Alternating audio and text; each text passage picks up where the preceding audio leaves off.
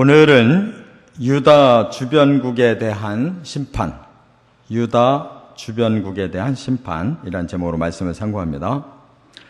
앞에 장에서는 모압에 대해서 말씀을 나눴는데, 이제 49장에는 오늘 여기까지 네 나라에 대해서 이어서 심판의 말씀을 하셨어요.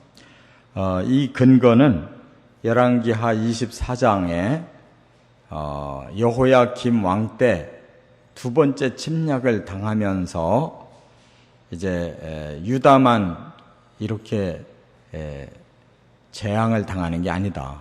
말하자면 선민이 당할 때에는 선민이 아닌 이방인은 더 말할 것도 없이 당한다.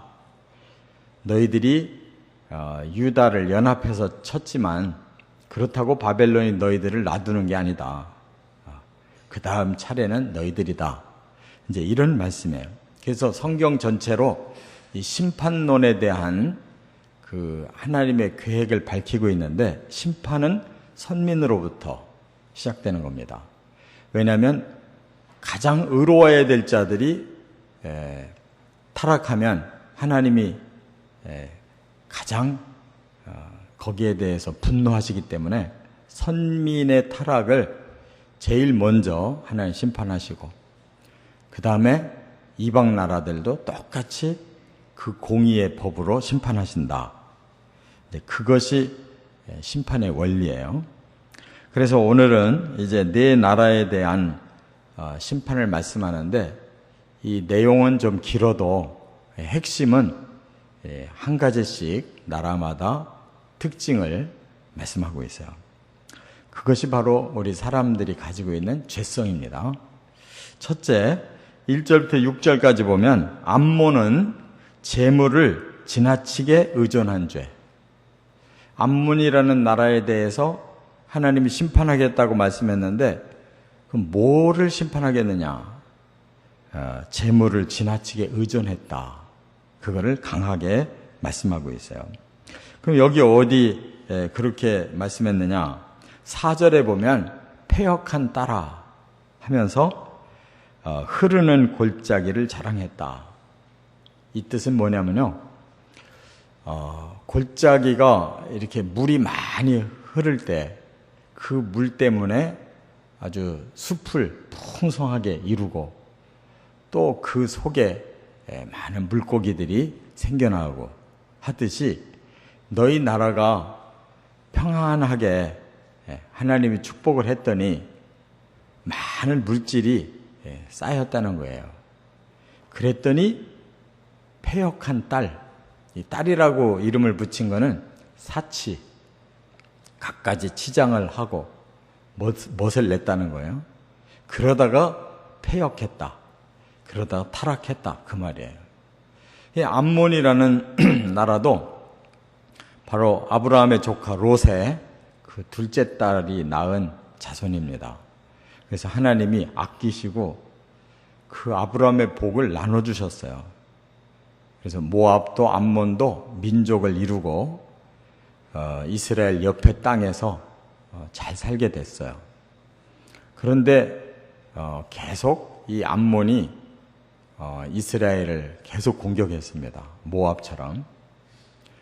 그러면서도 자신들은 하나님을 경외하지 않고, 여기도 몇 차례 나오는 단어가 나오는데 말감이라고 하는 신을 섬겼어요.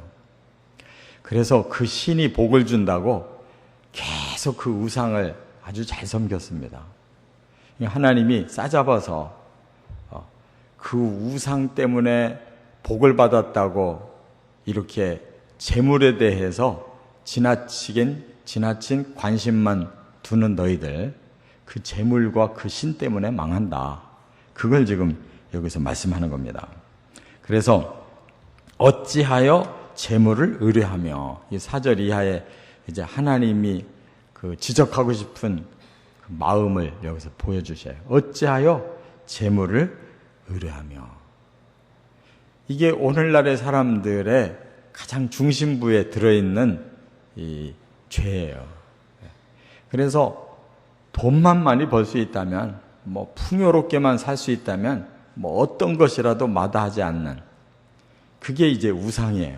재물이 우상이 돼 있고, 그 재물을 어떻게 하면 더 풍성하게 마음껏 누려보느냐, 이게 소원이에요.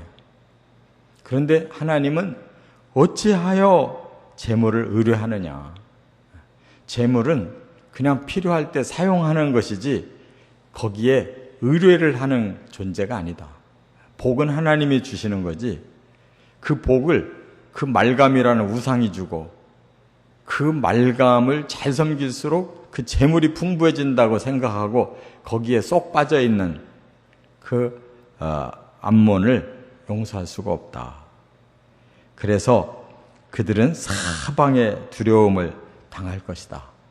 그 말은 이제 앞으로 그 재물을 빼앗으려고 달라드는 자가 있다는 거예요. 그렇잖아요?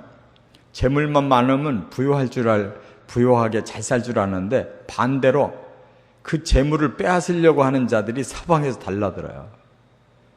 그래서 바벨론에게 이 나라도 먹힌 거예요. 그러나 모압에 주신 말씀처럼 이 나라도 끝에는 회복시켜 주리라 하고 여기 6절에 말씀하고 있어요. 하나님이 참 아브라함에게 언약을 주셨는데, 그 조카, 가나안까지 따라왔던 그 조카를 아브라함이 많이 생각하고 중보기도 했잖아요. 그러더니 그 후손이 덤으로 복을 받는 거예요. 한 행위에 비해서는 하나님이 긍휼을 품고 있어요. 두 번째, 7절부터 22절까지는 에돔에 대해서 말씀했는데, 에돔은 요새를 지나치게 의존한 죄.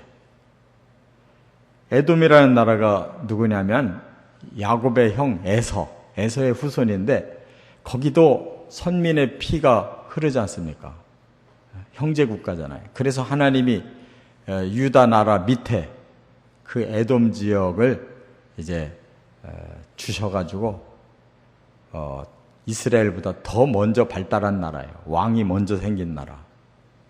그런데 그들의 문제는 뭐냐? 자기들의 땅이 요새라는 거를 너무 의지한 거예요. 왜냐하면 성지순례 가신 분들은 이 요르단 나라를 가면, 요르단 남부 지역을 가면 페트라라고 하는 곳을 가거든요. 거기가 전부 바위 산인데 기기묘묘하게 거기를 요새화 돼 있어요. 그래서 감히 침략을 못해요. 어느 나라도. 그런데 그것 때문에 이들은 아주 너무 그 요새를 믿고 교만에 차 있었다는 거예요. 그래서 오늘 본문 16절에도 바위 틈에 살며 산 꼭대기를 점령한 자, 이렇게 표현을 하셨어요. 그러면서 교만이 스스로 속였도다 그랬어요. 사람이 뭐가 믿는 구석이 있으면 그거를 의지하면, 나는 이것만 있으면 안전해, 뭐 아무것도 걱정 없어, 그러면 자꾸 교만해지는 거예요. 아쉬운 게 없으면. 바로 에돔 나라는 이렇게 하나님이 요새에다가 그 민족을 살게 하셨더니 그 하나님께는 감사를 안 하고, 하나님이 요새인데 그 지역이 자기들을 안전하게 해준다고 믿고 교만을 떨다가 사자가 달라들듯이, 독수리가 날아와 날개로 덮듯이 그렇게 망할 것이라고 했는데 에돔 나라는 진짜로 망해버렸어요. 그래서 그 지역은 아주 황폐한 곳이 돼버려요. 그 후로 황폐한 곳이 돼버렸다, 그 말입니다. 이와 같이 하나님이 아무리 사랑하고 그 아브라함과 또 이삭과 그 흐르는 그 복을 계속 주려고 해도 본인들이 교만을 떨면 망하는 것이다 하는 겁니다. 세 번째, 이제 23절부터 27절까지 보면 다메섹에 대한 말씀인데, 다메섹은 명성을 지나치게 의존한 죄를 말씀했어요. 이 다메섹은 도시 이름입니다. 지금도 다메섹이라는 도시가 있어요. 그 도시는 수도였고 나라 이름은 아람이라는 나라예요. 그래서 이 나라가 아주 일찍이 발달한 나라입니다. 그래서 이 중동 지역은 아람어를 쓴다 할 정도로 이 언어가 바로 제일 먼저 발달해서 그 일대가 다 아람어에서 나왔어요. 히브리어도 아람어에서 나오고 다 주변 국가가 지금의 이슬람 국가들 그 언어가 다 이 아람어에서 기원했는데 그렇게 이제 명성을 올렸다 그 말이에요. 일찌감치 발달한 나라였기 때문에 다메섹 그러면 온 세상 사람들이 다 구경 가고 싶은 그런 성읍이었어요. 뭐 오늘날 미국 같으면은 뉴욕에 가보고 싶다. 미국이라는 나라 중에서 제일 명성이 높은 뉴욕에 한번 가서 보고 싶고 살아보고 싶다. 이런 사람들이 로망이 많잖아요. 이 세상에서 제일 발달한 도시. 그것처럼 그 시대에 바로 다메섹이라는 곳이 그래서 여기에 보니까 이 찬송의 성읍이고 즐거운 성읍이다. 그래서요. 찬송이라는 말을 하나님께만 붙여야 되는데 자기들을 스스로 자화자찬하는 거예요. 찬송받을 성읍이다. 사람들이 오면 아주 즐거워하는 성읍이다. 그렇게 명성을 대단히 지나치게 의존을 하다가 결국은 그 나라의 고통을 가장 많이 당한 그 지역이 됐어요. 그래서 수치와 낙담과 떨림과 고통과 슬픔과 해산하는 여인과 같이 또 멸절과 불탐이 너희들에게 임한다. 그러니까 가장 자랑스러운 성읍이 그냥 완전히 다 폭삭 망했다. 그런 뜻입니다. 이와 같이 자랑하는 것이 오히려 그 자랑이 수치가 되는 거예요. 사람들이 자기가 스스로 자랑거리 만든 게 아니잖아요. 머리가 좋으면 머리도 하나님이 내신 거고, 몸이 튼튼하면 튼튼한 것도 하나님 내신 거고, 뭐가 장기가 있으면 장기도 하나님이 주신 거지 자기 게 어디 있어요. 그런데 자꾸 자기를 자랑하거든요. 그러다가 이렇게 망한 거예요. 네 번째가 28절부터 33절에 보면 게달과 하솔이라는 나라를 말씀했는데, 게달과 하솔은 안일을 지나치게 의존한 죄를 말씀했어요. 게달과 하솔은 어디냐? 지금의 사우디아라비아 쪽, 이 사막 쪽 나라를 말해요. 그런데 이쪽이 동방자손이라 이렇게 말을 했어요. 이게 항상 동방 그러면 그쪽을 말하는 겁니다. 이스라엘 쪽에서 오른편에 있는 그 사우디아라비아의 그 사막 지역, 거기에 사는 이 게달과 하솔이라는 강한 나라가 있었는데, 그들이 아라비아 그 사막의 특징이 뭐냐? 누구도 적이 없어요. 왜냐하면 사막 지역이기 때문에 감히 그 뜨거운 그 열사의 사막을 쳐들어올 일이 없는 거예요. 그래서 오늘 본문에도 그렇게 말했어요. 고요하고 평안한 백성, 성문, 문빗장이 없이 홀로 사는 국민. 그래서요. 그러니까 이 사람들은 뭐 문빗장을 걸을 필요도 없는 거예요. 사막 자체가 자기들을 보호해 주는 거예요. 사막 안에 오아시스에 살면서 여기는 쳐들어올 염려가 없다. 그러니까 안일에 빠진 거예요. 너무 태평한 거예요, 마음이. 그러다가 결국은 지나친 그 안일을 의존한 그 결과가 뭐냐? 여기 보니까 바벨론이, 여기서는 아주 구체적으로 표현했어요. 바벨론이 거기까지도 침략할 계획을 세웠다. 이렇게 하나님 말씀하셨어요. 그러니까 사람이 너무 안일에 빠지면 그냥 아무 문제의식이 없이 살다 보면 미처 생각지 못한 그런 고난이 닥치면 그걸 이겨내지를 못해요. 평소에 좀 긴장을 하고 살고 평소에 뭔가를 대비하는 마음으로 살면 어려움이 와도 극복이 되는데 그냥 무사태평인 사람들, 그런 사람들은 한 번 문제가 오면 거꾸로져요. 나는 평생 병원에 가본 적이 없다. 그걸 자랑으로 여기는 사람들 하루아침에 꼬꾸라져요. 병원에 검사하러 갔는데 못 나와요. 거기서 죽고 말아요. 그런 저항력이 없어요. 안일에 빠져버렸어요. 너무 안일에 의존해가지고. 우리는 안심이야.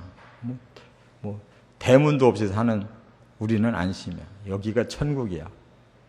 이렇게 살다가 바로 그들도 바벨론이 거기까지도 침략할 계획을 세웠다가 바벨론에 의해서 멸망한다. 그 땅은 큰 뱀들의 거처가 된다. 사람 사는 곳이 아니라는 거죠. 참 이렇게 하나님께서 우리 사람들의 마음을 그냥 쏙쏙 뽑아서 이렇게 열거하시면서 지적을 하고 계셔요. 우리 사람들의 문제가 바로 여기에 있다는 거죠. 재물에 지나친 의존, 또 자기가 뭔가 튼튼한 걸 가지고 있다 그러면 그거를 너무 지나치게 의존, 자기가 자랑할 거리가 있다면 그걸 너무 또 지나치게, 또 무사태평하다면 그것도 거기에 너무 지나치게 빠져서 이렇게 살다가 바로 심판에 이른다 하는 걸 지적하셨어요. 영적으로 이런 것들을 극복해내고 하나님 중심으로만 살아가시기를 주의 이름으로 축원합니다.